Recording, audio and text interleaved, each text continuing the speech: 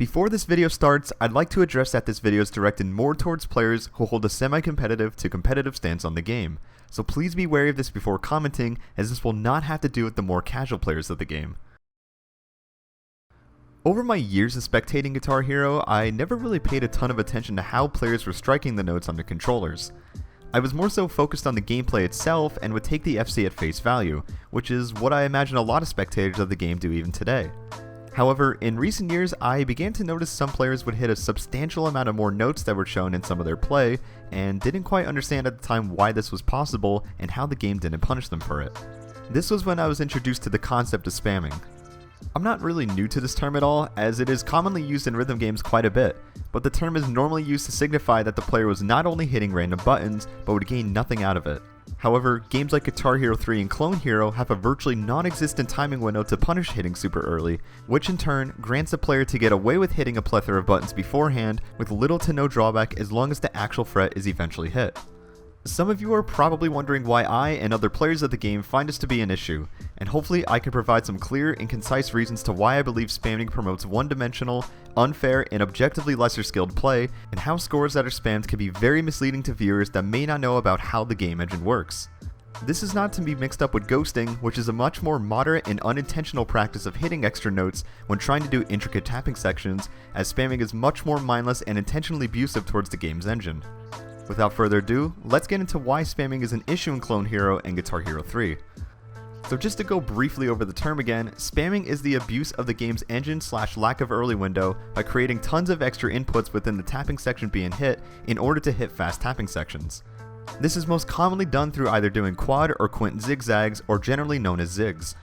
If a section is too intricate but the note density isn't necessarily too fast, a player can utilize spamming with absolutely no punishment whatsoever, and the FC at the end of the day is technically worth the same as an FC done using the proper methods. This is the fundamental issue that spamming brings to the table. When a chart has a difficult tapping section in it, the difficulty stems from either the speed, stamina, or the technicality within the notes. We can eliminate two of these factors practically immediately, which would be speed and technicality.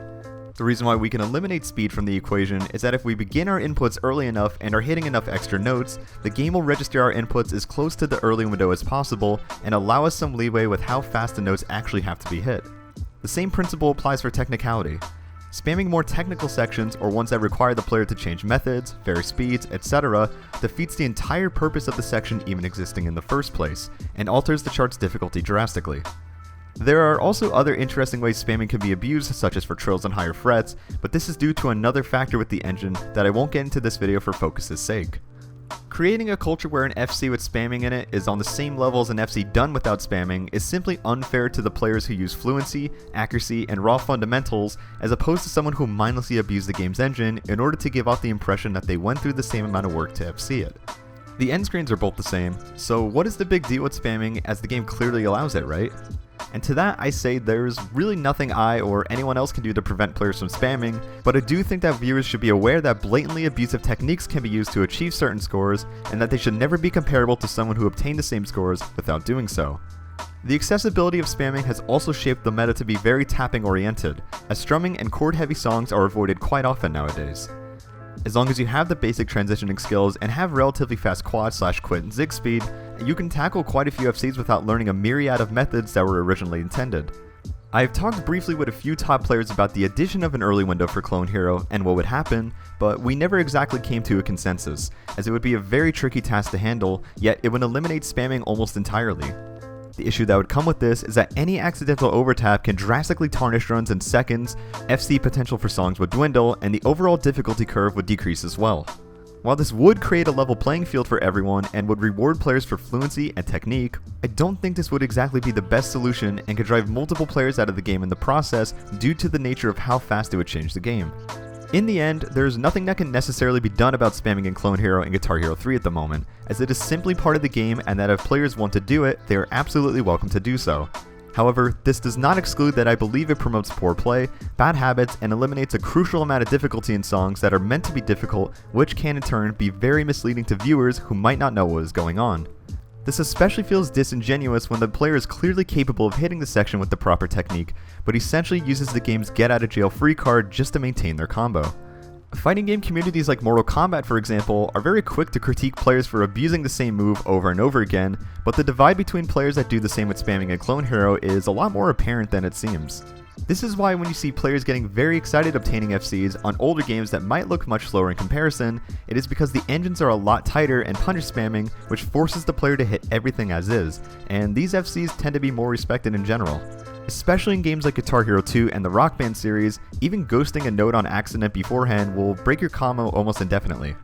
I'm not here to discredit any FC done either, as a few of the best scores in this entire game at least have some form of spamming, but I still hold the principle that it would be much more impressive and authentic if the FC were to be performed entirely without spamming. The argument of if I can do it, why don't you then, isn't really the focal point of this video at all. It's a matter of integrity, not ability. Let me know what you guys think in the comments. Do you think spamming should prolong the competitive clone hero environment, or do you think scores should be scrutinized for it and shouldn't exactly be put on the same level as other scores that haven't used these methods? Or possibly a proposition for a change in the engine to punish it without altering the game/meta too much? Thank you to all my patrons for supporting the channel, and if you would like to do so yourself, feel free to check out my Patreon along with my other links below. I'll see you all in whatever video I upload next, and take care.